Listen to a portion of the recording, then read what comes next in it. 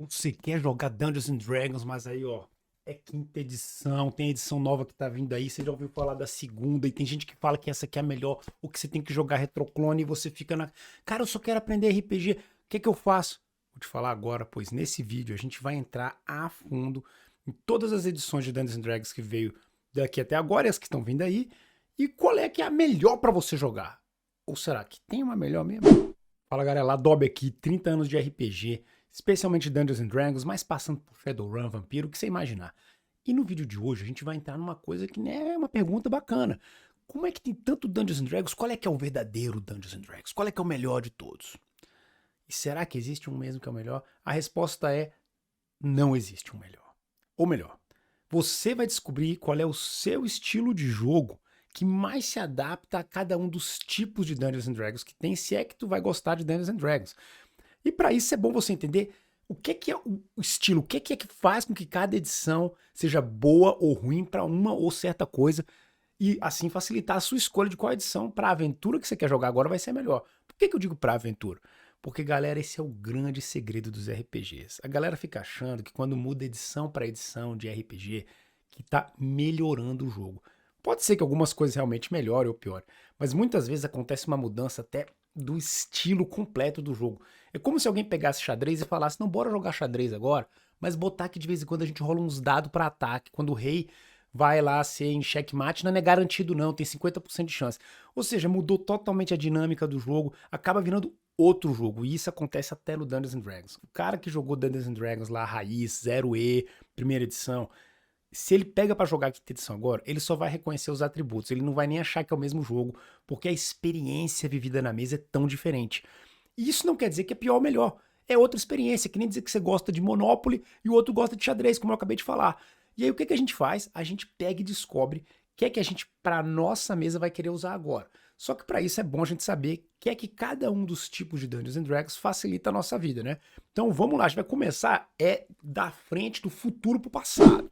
E obviamente começamos Dungeons and Dragons quinta edição. Vocês já sabem, né? O mais famoso, quais são as vantagens. Eu vou ser para cada uma das edições, eu vou dizer qual é o forte dela, qual é o fraco e qual é a grande vantagem ou de estilo de jogar com essa edição. No caso da quinta edição, a maior de todas as vantagens, obviamente, é a popularidade dela. É uma edição que todo mundo joga, muita gente que nunca nem ouviu falar de RPG começou a jogar com a quinta edição, e com isso você vai achar muito fácil o jogo para jogar. Ela também é uma edição que o pessoal gosta de comparar com o esquema McDonald's, dizendo que ela é muito simples, ela é muito hamburgão, dá para fazer qualquer aventura com ela. Isso não é necessariamente uma coisa ruim, isso é uma força dessa edição. Realmente é muito fácil pegar qualquer estilo de aventura, fantasia medieval, digamos assim, mais simples, mais clássica, e fazer usando a quinta edição. As regras dela são complexas comparado a muitos outros RPGs, mas não tanto que faça ser assim difícil demais para novatos, até porque muita gente tem o contato indireto, ouvindo falar, jogando videogame, jogando Baldur's Gate, esse tipo de coisa. Então, com essa edição, você meio que tem uma facilidade de trazer gente. Ela é muito boa para começar grupo, por exemplo. Só que ela tem um probleminha. Ela realmente é meio assim, sem gosto, comparado a outros RPGs que nasceram da mesma, digamos assim, argamassa, que foi o Dungeons and Dragons terceira edição, a gente vai chegar lá na frente do vídeo, e que fizeram um pouco melhor o que a proposta é, que é o que? Um jogo baseado muito fortemente em combate como uma das fontes principais de solução de problema. Isso é uma coisa que a Dungeons and Dragons da quinta edição tem, que é uma força e uma dificuldade comparada às outras edições. Ela, seguindo a linha do Dungeons and Dragons lá da terceira edição já, tem essa coisa do combate ser meio que o centro ali do sistema tudo. Tudo quase no sistema é só baseado em calcular monstro e combate, ataque, força, não sei o quê. Todos os outros aspectos que fazem parte de um RPG, exploração, descoberta, investigação, mistério, também tem mecânicas, mas elas são bem mais fracas ou muito simplórias, binárias, passou, não passou, comparado ao resto do sistema todo do combate. E mesmo na parte do combate, como eles tentaram fazer uma coisa mais simples, mais, digamos assim, igualada para tudo quanto é level, tornou também o jogo um pouco sem graça comparado às outras evoluções que tiveram do Dungeons and Dragons, que no caso, por exemplo, foi o Pathfinder, ou até para a galera brasileira, Tormenta, etc., que são baseadas na mesma fonte ali. Esses sistemas têm uma mais robustez na forma como eles fazem combate. Então, se você quer jogar Dungeons Dragons quinta edição, você vai jogar para ter um jogo fácil de achar gente, mas rapidinho vocês vão perceber, se for para jogar só assim, fazendo personagens poderosos, super-heróicos, quebrando tudo, de repente a gente tá melhor jogando um Pathfinder, ou até Tormenta, ou outros desses sistemas. Agora, isso que eu tô comentando com vocês é mais um dos pontos de estilo de jogo que tem a ver com a quinta edição. A quinta edição é o que a gente chama de estilo de super-herói, de heróis a super-heróis. Por quê? Porque os jogadores já começam com muito poder comparado aos outros NPCs e personagens do mundo e do cenário. Todos os personagens nesses cenários, em geral, eles são assim muito simples, relações ao poder que um personagem level 1 até tem. E quando o jogador joga talvez 5, 6 levels já, eles já estão estupidamente fortes, são muito difíceis de derrubar. Tem toda essa coisa assim do combate épico, tudo isso aparece muito forte lá na quinta edição. Pode até ser maçante também, longo esses combates, porque ela, como eu já falei, não foi tão bem feita para combate como, por exemplo, o Pathfinder. E nesse sentido, quando você for jogar, você vai provavelmente querer modificar uma coisa ali, outra aqui. E agora vem mais um bônus, um ponto fortíssimo dessa quinta edição, que muita gente esquece, que é o livro do mestre dela. O livro do mestre dela é excelente, ele tem muitas, muitas dicas, regras opcionais e variações que tornam a quinta edição bem maleável para você até, de certa maneira, jogar no estilo antigão, ou botar mais dificuldade ou menos dificuldade pro jogo, como você precisar. Então vale a pena para quem é mestre de quinta edição ler o tal do livro do mestre, não só o livro do jogador, e depois ficar reclamando e querendo fazer homebrew de tudo, porque tem muita coisa lá que dá para ser usado. Então é isso aí, galera, mas tem mais. Eu também vou fazer agora um apanhado de quais são os pontos positivíssimos da quinta edição, assim, quais são os highlights, que é onde a gente bota ali o holofote, que é a glória dela. Uma das grandes sacadas da quinta edição foi de fazer aventuras mini campanhas, que dá para começar level 1 e terminar level 10, às vezes até 15, e vivenciar bastante coisa. Isso facilita muito para quem tá começando na arte do RPG e quer, né, junto com o seu grupo ali, vivenciar alguma coisa já mais especial e não só uma aventurazinha pequena. E entre essas várias aventuras, tem algumas que são realmente umas pérolas, assim. Entre elas eu vou comentar duas que eu acho particularmente boas. Uma delas é a Maldição de Strahd, muito conhecida. Ela é excelente, é realmente uma aventura assim maravilhosa. Ela é baseada numa lá da primeira edição, que eles deram uma enriquecida. E realmente não tenho o que falar. Essa aventura é uma coisa assim das que tem que ser jogada por alguém nessa vida se quer jogar RPG, porque ela é realmente muito boa. Vai ter vídeos mais detalhados sobre ela, tem até uma playlist onde eu fiz lá a galera jogando essa campanha inteira, quem quiser ver. No caso de uma outra delas, eu diria que é a do Out of the Abyss, né? Fora do Abismo, que conta da história dos demônios lá se libertando e tal. Ela tem algumas arestas toscas para ser cortada, mas no geral é uma aventura que tem uma mistura de exploração com roleplay que não é comum de se ver no resto da quinta edição. Então ela também é uma aventura que eu aconselho para quem não experimentou as outras. E é isso aí, você vai ter várias aventuras nos vários cenários do Dungeons and Dragons, tudo assim meio por cima, tudo assim não muito aprofundado, mas que do ponto de vista de só o jogador enfrentando a aventurazinha, são bem bacanas. Elas são meio, com exceção da Maldição de Strahd, elas são meio no trilho, né? O jogador começa e vai passando por várias etapazinhas e tal.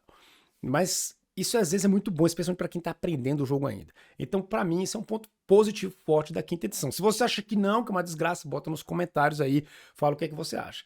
E com isso a gente encerra esse primeiro pedaço, que é falando da quinta edição. A quinta edição é para quem quer jogar um jogo épico, super heróico, com combate, mas sem tanta complicação. Quais são as variações? Quer mais complicação? Pathfinder. Agora bora para a próxima. A quarta edição de Dungeons and Dragons vai ser uma que eu não vou falar nem muito agora aqui não. Por quê? Porque teve um colega que descreveu muito bem ela. Se tivessem feito a descrição como Dungeons and Dragons, o board game, o joguinho de tabuleiro, e tivessem colocado isso para vender, o pessoal ia adorar, achar maravilhoso e ninguém ia reclamar. Como não foi o caso, como fizeram como uma edição nova, única, tomou muita pancada. Por quê? Porque eles realmente decidiram experimentar completamente, com totalmente outras formas de jogar o jogo. Né? Tudo virou meio que poderzinho, como se fosse carta. A galera tá jogando Pokémon, Yu-Gi-Oh! Isso não é necessariamente negativo, galera, mas não é a experiência que muita gente que jogava Dungeons and Dragons estava acostumada. E foi por isso que essa edição tomou tanto pau. Agora, a galera que experimentou ela, que chegou a jogar, curtiu. Por quê? Porque a galera que curte World of Warcraft, que curte esse esquema meio que do videogame, de você juntar os teus amigos e ter que vencer um desafio e cada um tem os seus poderes, tem que usar os poderes na hora certa, taticamente. Tudo isso aparece nessa edição muito bem e funciona muito bem também. Ela é uma edição que dentro do sistema dela, ela funciona bem redondinha. Então, se você curte esse esquema meio board game e quer jogar um Dungeons and Dragons, assim, onde é muito claro quem tem quantos poderes, quando pode usar, a quarta edição é aquela que eu vou indicar para você. Uma dica que eu falo também é que a quarta edição tem uma coisa curiosa, que é o livro do mestre dela também, assim como a da quinta edição. É muito bom, ele tem muitas descrições em relação a jogar RPG que a gente não acha até em outros livros de RPG. Então fica essa dica pra vocês também aí. Da quarta eu não vou nem me aprofundar mais, porque ela não durou tanto tempo assim não, ela é pequenininha, foi realmente só essa coisa aí, mas vale a pena pra dar assim uma explorada, um outro jeito completamente de jogar um RPG de Dungeons and Dragons. Lá você também vai ter esse aspecto de que os heróis são super-heróis. Então isso aí ainda continua. Por quê? Porque isso nasceu no que vai ser a nossa próxima edição. Agora a gente chegou naquela que é a queridinha, a fofinha de muita gente. Não minha, já admito, mas eu defendo ela onde ela tem o seu, digamos assim, vigor, que é a criação de um sistema novo que revolucionou o RPG. Eu diria até que todos os RPGs, a história do RPG tem um divisor de águas que é antes da terceira edição e depois da terceira edição de Dungeons and Dragons. Por quê? Porque com a terceira edição nasceu o chamado D20 System, né? O sistema D20, que é o vovô-vovó, a essência ali de 93% dos RPGs que apareceram por aí durante aquela época e até para hoje em dia. Tormenta, Shadow of the Demon Lord, que mais? Tem um monte, o próprio Pathfinder mesmo, famosíssimo, e muitos outros, são todos nada mais do que variações sobre a terceira edição, fazendo ali, mudando uma alavancazinha aqui e ali para tornar ela melhor, em alguns outros pontos ou aspectos, fazendo umas experiências. Até a própria quinta edição, na verdade, é uma terceira edição meio que enxugada de muitos de seus elementos e com algumas poucas coisas novas, mas esse formato dela realmente é uma coisa que é única. A terceira edição nasceu muito tosca. Quando ela nasceu com essa experimentação dela, ela procurava trazer elementos lá do Beckme, que eu vou chegar nele, é uma edição que não tem nome, né, de número, e o Dungeons Dragons normal, e misturar a coisa, tornar uma coisa nova. Ela também quis trazer de volta o reino de Greyhawk, que foi o primeiro cenário do Gary Gygax, né, dos dois criadores de Dungeons Dragons. A gente sabe que tinha o Gary Gygax, o David Emerson. O Emerson fez Blackmoor e o Gygax fez Greyhawk, e Greyhawk meio que desapareceu ali durante o Dungeons Dragons. Aí quando chegou a terceira edição, não, bora tentar renascer isso aí. E aí tentar um sucesso bem parcial ali. Parece que vão tentar de novo quando fizerem a revisão da quinta edição. Vamos ver, né? Talvez quando esse vídeo já saiu, a galera já tá sabendo o resultado. De qualquer forma, a terceira edição tentou isso. Mas do ponto de vista mecânico, ela revolucionou tudo. E rapidinho os caras decidiram afiar as arestas e criaram a chamada 3.5, que tem bastante modificação para deixar o sistema mais robusto. Essas modificações que ficaram o 3.5 é praticamente igual ao que a gente conhece como o primeiro Pathfinder, o Pathfinder 1. O 2 deu meio que uma modificada grande em várias outras coisas. Mas o 1 é praticamente essa 3.5 aí. Foi uma hora que nasceu ali, o Pathfinder nasceu quando nasceu o Dungeons Dragons 3.5. Ele mantém essa raiz do que a gente falou até agora. Se o seu estilo de jogo é um estilo baseado em combate, com uma coisa muito central nas histórias e na forma de resolver. Você adora a ideia de montar personagens do ponto de vista mecânico. Você é um combeiro na tua alma e os seus jogadores também. Vocês curtem isso. Vocês curtem montar personagens, ver o que acontece, quanto de dano consegue dar, menos dano, as coisas. Essa edição ela é para você, porque ela é perfeita para isso. Ela é maravilhosa para criar todas essas coisas de combinação de personagem ali que destrói o universo, entendeu? E tem outra coisa interessante pra caramba nela, que infelizmente os outros jogos derivados aí, inclusive a quinta edição, infelizmente, perderam, que era uma parada muito fera chamada as classes de prestígio. As classes de prestígio funcionavam semelhante ao que a gente hoje em dia chama de especialização da classe, né? Tu chega no level 3 da quinta edição e escolhe, o meu druida é o druida da lua, não sei o quê. Lá na terceira edição não era bem assim. A ideia é de que você, às vezes, por exemplo, pegava 5 levels de mago e 5 de guerreiro, e isso te dava direito a pegar uma classe exclusiva dos guerreiros magos de Tanzânia, que era tipo uma chamada classe de prestígio, exclusiva dos guerreiros magos de Tanzânia, ou seja, tinha sempre uma conexão com o cenário. Você, como mestre, criava pro teu cenário essas classes de prestígio, e elas davam umas vantagens extras pro personagem.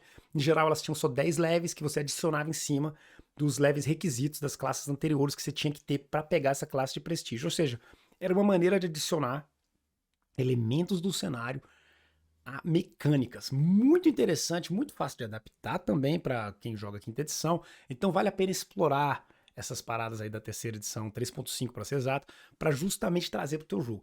Nesse período também da 3.5 teve bastante material produzido para Dungeons and Dragons, então teve muitas aventuras lendárias como as Minas de Phandelver e também algumas outras, muito material para Forgotten Realms. Um dos melhores livros dos Reinos Esquecidos básicos é o da terceira edição, que tem bastante material. Então é uma época fascinante para explorar, mas não é a melhor época em termos de cenário e lore para explorar de Dungeons and Dragons, porque essa melhor época vem agora. Chegamos na era de ouro dos RPGs, não só de Dungeons and Dragons, do RPG em geral. A gente chama isso de o Golden Age, a galera fala. Foi a era onde RPG tava assim brotejando ali, todo mundo achava que isso aí era pra ganhar dinheiro, era pra criar, era pra fazer coisa. Ninguém tinha medo de nada, experimentava com tudo. E quase tudo quanto é sistema que hoje em dia a gente conhece, é famoso, nasceu tudo nesse período ali dos anos 90, que foi a era de ouro dos RPGs e a era de Dungeons and Dragons, segunda edição, que não se chamava só Dungeons and Dragons, era chamado Advanced Dungeons and Dragons, e que na verdade corria paralelo com um outro sisteminha de Dungeons and Dragons que eu vou contar depois. Esse sistema, esse período do Dungeons and Dragons, dessas regras da segunda edição, ela é muito esquisita para muita gente jogando agora. Se você entrou no RPG jogando, por exemplo, Old Dragon, né, que é brasileiro, ou Dark Dungeons, tudo quanto é retroclone que a galera fala, né? O do Dragon também é um retroclone. Você, na verdade, tá jogando alguma versão ou do AD&D ou do BECM, que são essas duas vertentes do Dungeons and Dragons que existiam nesse período de 90 para baixo, ok? Em diferentes formas, mas isso aí eu vou entrar daqui a pouquinho em detalhe. De qualquer forma, esses modelos, tudo que a gente chama de grande revolução OSR, os retroclones, eles tipo foram até aqui. O AD&D segunda edição é meio que o final dessa história. E o AD&D segunda edição durou muito tempo e criou a maior quantidade de lore para todos os cenários de Dungeons and Dragons, até porque a grande maioria desses cenários nasceram nesse período. Cenários famosíssimos como Dark Sun, Dragonlance, Ravenloft, todos eles, se não nasceram na segunda edição, ganharam realmente forma e material assim de sobra durante o período da segunda edição. A gente tem um ou outro, como Ravenloft, que veio já na primeira ali, Forgotten Realms também já começou na primeira, mas na verdade material em massa foi vir só na segunda, e tipo um monte mesmo. Se você caça esse material, você tem ideia para aventura, não interessa a edição que você está jogando pro resto da tua vida de RPGista, ok? É muito, muito material que tem para AD&D segunda edição de lore, de qualquer cenário.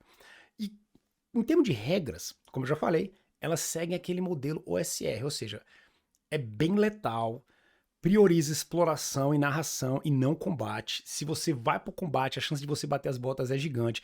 No caso da segunda edição, ela nasceu de um jeito e terminou de outro, porque ela começou com a onda dos Splat Book, a galera fala, né? A terceira edição também teve isso, que é criar os livrinhos extras para aumentar o personagem um pouquinho. Porque a grande diferença da primeira para a segunda edição é quando começa esse período. Enquanto ele não começa, elas são praticamente idênticas. Tem tipo assim, a diferença maior que tem é o bardo e a forma como os ladrões evoluem de level, mas fora isso é um detalhe. Só que aí quando começa a adicionar os outros livrinhos, aí começa a adicionar o que seria o princípio ali da Prestige Class, que seria os tal dos kits de aventura que vieram nos livros chamados Complete, que é uma série muito fera, vale até fazer um vídeo disso. Tem o livro dos Complete Fighter's Handbook, Complete Elves Handbook, ou seja, o livro completo do guerreiro, livro completo do mago. Então era um livro só sobre magos, só sobre elfo, com classes específicas para elfos, que eram os kits. Isso tudo ia virar lá na frente o tal do Prestige Class, que eu acabei de explicar para vocês. Só que nesse período aí estava nascendo isso. E, em geral, cada um que escrevia esse livro, escrevia do jeito que queria. Então tinha gente, tipo o cara que escreveu o livro dos padres, que aliás eu adoro o tal do Aaron Alston, esse cara é sensacional, que escreveu bem. Mas no caso do livro dos Clerics, ele escreveu com aquela mentalidade do cara que joga Backman, então é tudo muito tranquilo, low level, não tem magia tora demais. O cara que escreveu o livro dos Elfos, porém, é um dos caras que também escreveu algumas coisas do Dark Sun. Meu chapa, galera, lá os elfos ficam super ultra tora, qualquer kit que eles pegam já deixa o personagem muito mais forte, ou seja, a coisa é totalmente desbalanceada entre os personagens. Não que eu acredite em balanço em RPG, mas eu entendo que tem personagens que podem ser mais úteis que outros em diferentes momentos. E quando um personagem sempre é claramente mais útil em tudo do que outros, aí é que tem um desbalanço, na minha opinião. Como é que é a tua opinião do que é balanço no RPG? Eu fico curioso, porque muita gente discute sobre isso. Fiz até um vídeo só falando sobre essa coisa do balanço. Mas vamos voltar pro tema. Então, como vocês podem ver, a segunda edição dá pra falar muito dela. Dava pra fazer um vídeo só sobre ela, porque ela realmente era de ouro, é o que tem mais lore, é o que tem mais regra aparecendo, sumindo, modificando. Ela é uma das edições que começou com essa onda de mudar a edição no meio ali. Tem depois uma nova revisão do Player's Handbook que adicionou regras que vieram depois. Então muita gente só conhece, até porque foi o que traduziram pro brasileiro, né? Essa versão aqui que eu mostro pra vocês, ó. Essa é a original da segunda edição. Na sequência saiu uma outra com a capa preta, com tipo um Conan na frente. E foi essa que foi traduzida para o português, inclusive, né? O livro do jogador que tanta gente tem, conhece, famoso. E ela é muito, muito boa, ela é muito divertida de jogar, mas ela é muito diferente. Eu repito, se você só jogou Dungeons and Dragons de 3 para cima, quinta edição, se prepare para uma surpresa enorme, porque o jogo é bem, bem diferente mesmo, é outro jogo. Isso aí, você vai notar que, caraca, meus personagens têm pouquíssimo HP, os monstros também têm pouco HP. Um personagem level 1 tem a chance de matar um ogro numa só. Pode acontecer. Precisa de uma certa sorte? Precisa, mas não é assim do outro planeta, não. Então, isso gera uma dinâmica de jogo muito diferente. E aí você vai me perguntar, beleza, mas qual é o foco da segunda edição? A segunda edição foi onde nasceu a ideia que hoje em dia é super comum e a gente considera o normal, mas não era o normal, do grupo heróico fazendo uma grande aventura para vencer um grande desafio. Por que eu tô falando só agora? Porque a gente, em geral, hoje em dia, assume que isso é o normal. Se eu vou jogar RPG, é porque eu sou um grupo de heróis, ou anti-heróis que seja, mas nós temos uma grande missão que tem que ser cumprida. Ó, campanha. Não era assim originalmente. Isso aí meio que nasceu com a segunda edição, porque o povo começou a jogar assim. Foi uma coisa orgânica, o povo começou a jogar com seus personagens ali, do jeito que se jogava no passado distante, que eu vou explicar já depois, e começaram a sobreviver os personagens. Daqui a pouco o mestre ia empolgando, botava ali um desafio grande, maior, criava uma história por cima, pronto, ficou uma coisa épica. E depois que apareceu o Dragonlance, então, que ensinou essa coisa do epos, aí a segunda edição pegou isso pra valer, e isso virou o que hoje em dia a gente considera meio que o normal de jogar um RPG, que é o grupo heróico. Então na segunda edição todo mundo é muito heróico, as aventuras são tudo épica, lendária, e os pontos, né, holofote que eu boto nela são os cenários. Você vai querer ver os cenários, você vai querer saber qual é a grande história de cada cenário, que grandes campanhas dá pra contar lá. E o que não falta é vídeo meu falando desses vários cenários aí, é só você ir lá na nossa lista. Tem sobre Greyhawk, tem sobre Planescape, tem sobre Spelljam, tu vai achar o que você procurar no meu canal tem. Então, vai lá que a gente fala a fundo dessa lore toda, das paradas, tá ok? Agora, como é que era antes? Se eu quero jogar assim, eu quero jogar meu retroclone, né? Eu quero jogar épico. Então você vai jogar a segunda edição. E se você não quer quebrar tua cabeça com os livros antigos, tu vai procurar, hoje em dia, o retroclone da segunda edição, mais próximo, que seria, por exemplo, uma versão do Dark Dungeons ou o Old Dragon segunda edição, que é muito baseado nessa segunda edição do Dungeons and Dragons, tá legal? O Osric tá mais pra primeira do que pra segunda, mas ele rapidamente pode ser transformado numa segunda edição. Se você joga Osric, você já consegue jogar a segunda edição, ou qualquer livro dela, usando as regras do Osric, ok? Beleza. Mas agora a gente vai pra que é uma das minhas favoritas. Ela é meio empatada com o Beck, que é a primeira edição de Dungeons and Dragons. E detalhe, tem mais 3 edições ainda. Eu tô na primeira, eu tô falando que a primeira e tem mais 3. Como? Eu já vou explicar. Mas vamos lá. A primeira edição de Dungeons and Dragons, agora eu vou mostrar pra vocês, né? Essa aqui é a edição de aniversário dela, ok?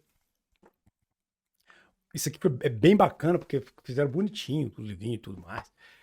E a primeira edição, ela meio que é um compiladozão de todas as regras e extras e adaptações que rolaram durante o período do nascimento do Dungeons lá na Zero Way, que eu vou chegar na Zero ainda.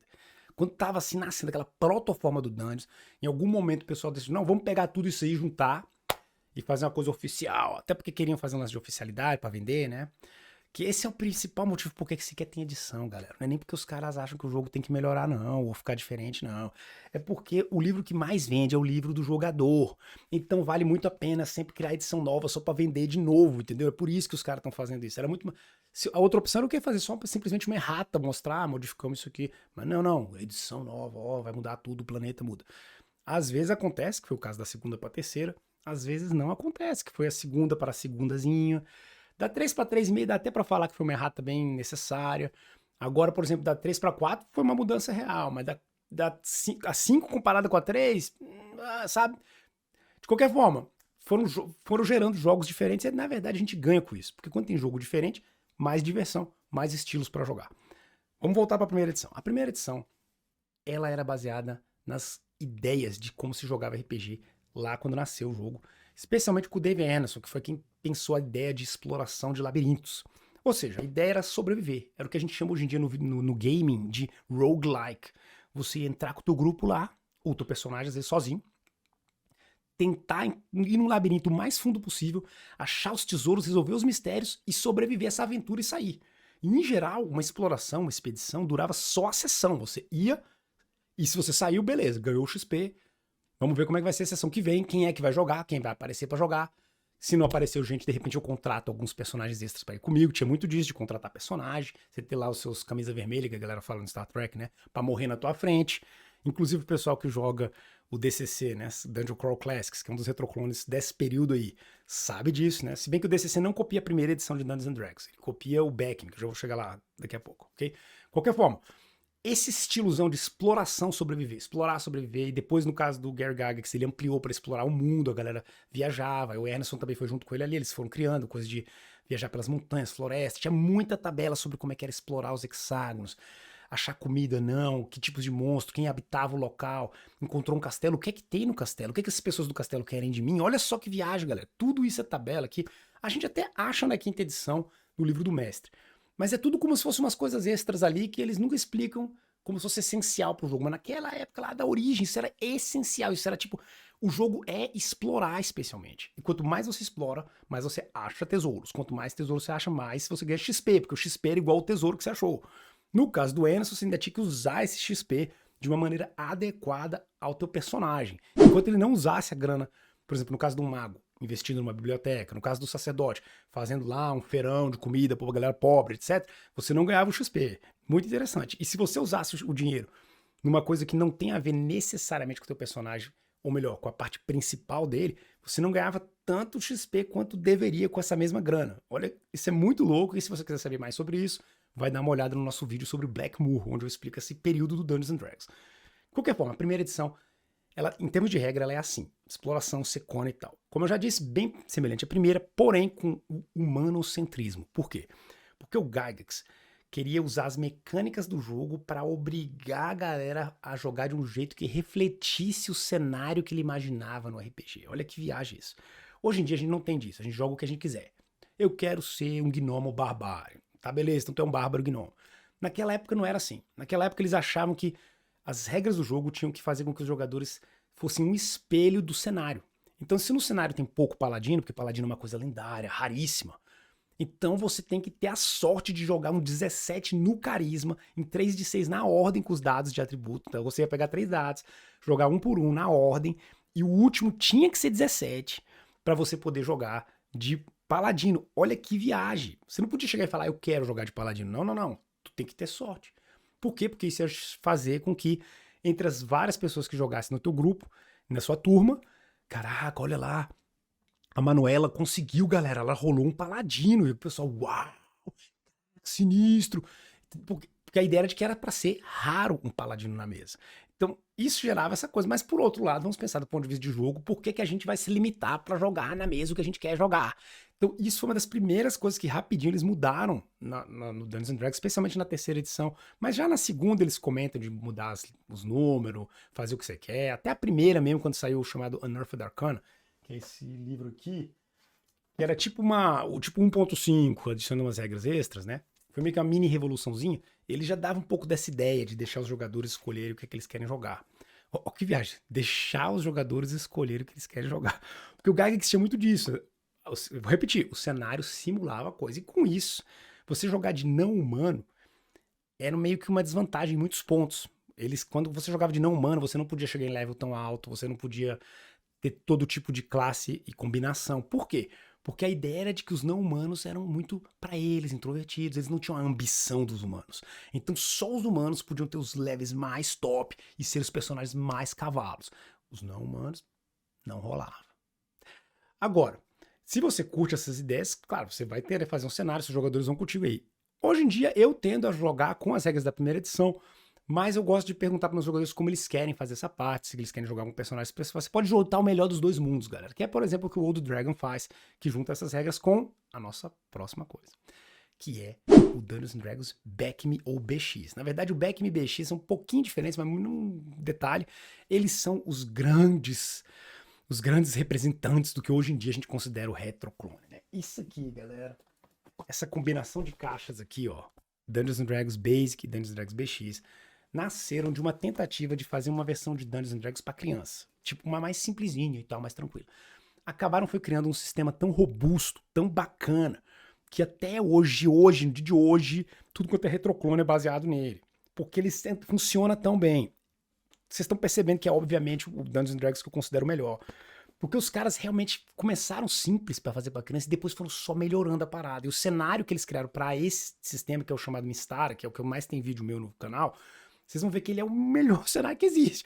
Porque ele aborda de tudo e num nível de profundidade que você escolhe. Você pode fazer sério, você pode fazer piadas, você pode fazer como você quiser, mas você tem ali a robustez das culturas da vida real, tudo junto ali no mundo de Mistara, com um sistema de regras que é simples, direto e ao mesmo tempo bem bacana. Curiosamente, quem jogar essa edição vai achar até parecida com a quinta edição, porque ela tem a coisa de ser mais simples nas formas das regras, porém ela tem a letalidade que a gente encontra na primeira edição, etc. Esse período aqui também gerou muita lore e muitos livros, que você pode aprender tudo sem sequer ler eles, olhando meus livros da série de Mistara. Agora, para quem eu aconselho esse livro aqui? Para todo mundo. Porque para mim essa aqui é a edição. Se eu tivesse que dizer que tem uma edição de Dungeons and Dragons que é a melhor, é essa, e a melhor forma de experienciá-la é com o que eu chamo de a Bíblia do RPG, que é o Rule Cyclopedia. O Rule Cyclopedia é meio que um combinadão de todas as regras desse período do BX, do Beck, colocadas juntos num livro só. Então, se você quer um RPG completo para exploração, que tenha um combate robusto, mais simples, que seja dinâmico, que seja aventureiro e que seja de gente mané virando heróis, não é heróis virando super-heróis, é esse aqui. Vale o mesmo pro AD&D, inclusive nesse ponto de não ser herói virando super-herói, sim, gente normal virando heróis. O AD&D segunda edição começou a puxar um pouquinho já para essa onda do herói virando super-herói, os personagens têm uma tendência a ganhar item mágico mais rápido, mas isso é mais dos cenários que foram criados do que das regras em si. Pelas regras em si dá para jogar classicamente, com os personagens começando bem Zé Mané e virando lá na frente grandes heróis, mas não super-heróis, isso aqui é especial, ok? No caso do Beckme, porém, até que tem um detalhe aí, porque o Beckme previa a chamada carreira do grande herói, que seria começando como Zé Mané ali, protegendo a vilinha, depois ajudando em aventuras locais, depois ajudando reinos, depois sendo ele mesmo ou ela um barão baronesa com seu próprio reino, e depois explorando as dimensões, procurando a busca pela imortalidade, depois virando um imortal, que seria tipo uma divindade, e depois jogando até de imortal. Tem regra, inclusive 2 caixas completas, jogando como Deus, ok? Tem um livro, 2 vídeos meus só sobre isso, então vocês podem ver também como é que é a imortalidade em Dungeons and Dragons. Essa é uma edição que, como vocês podem ver, oferece de tudo. Então, se você quer experimentar de tudo, essa aqui.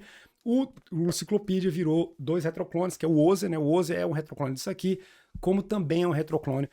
Outro retroclone seria o Dark Dungeons, que também é um retroclone da Rule Cyclopedia, para quem curte. O Dragon, brasileirão, é uma mistureba bacana, com muito desse aqui, com um pouquinho das coisas mais bacanas do AD&D, como, por exemplo, poder misturar classe com raça, essas paradas. Então, se você quer experimentar esse período do RPG, o que não falta é opções, inclusive opções modernas, como, por exemplo, o Old Dragon. E agora a gente vai para a última, galera. A gente vai para esse cara aqui. A 0E. A edição original de Dungeons and Dragons. Para que você vai jogar essa? Primeiro, porque você é um cara curioso com design de jogo. Você vai tentar aprender Chainmail, que foi tipo um jogo de batalha de exércitos, que deu a base ali para criar o RPG. Depois que você entende o Chainmail, você começa a navegar os primeiros livrinhos do 0E, e depois você vai pegando os suplementos, você vai percebendo como ele vai se tornando o AD&D. Mas antes disso, você está explorando. Então, a 0E é para quem quer experienciar essa coisa do design de jogo. Jogar um RPG muito simples, muito cru, e ver ele crescendo. E crescer ele você mesmo, até porque o jogo foi feito para ser jogado assim. Ele era pensado, nos livros todos comentam isso, que você como mestres e jogadores, inclusive os jogadores eram meio que vistos como pseudomestre, iam ficar adicionando coisa no jogo o tempo inteiro. Essa ideia de adicionar o tempo inteiro coisa no jogo mantém-se aqui no Rule Cyclopedia também. E é uma coisa fascinante, você vê as regras surgindo ali, por que elas aparecem, quando, como é que muda, quando a galera dá dano tudo com o mesmo dado e tal. Galera, é complexo e interessante. E detalhe, tem uma playlist minha gigante, que é as origens do Dungeons and Dragons, onde eu vou a fundo nisso. E eu diria, se você quer explorar as origens do jogo, isso é legal para quando você já jogou um pouco de RPG, vai lá e vê como é, que vai ser muito interessante. É isso aí, galera. E aí? Qual das edições de Dungeons and Dragons te deixou mais fascinado, mais curioso pra conhecer? O que te fascina quando você vai jogar RPG? Quais delas tocou teu coração? Tu ouviu e pensou, nossa, eu quero saber disso, eu quero saber um pouco mais disso. Será que faltou alguma coisa nesse vídeo? Será que eu não dei holofote para alguns detalhes das edições que eu poderia dar para vocês? Se faltou, bota aqui que já viram um vídeo continuando esse aí. E com isso eu mando um abraço para todo mundo e até a próxima.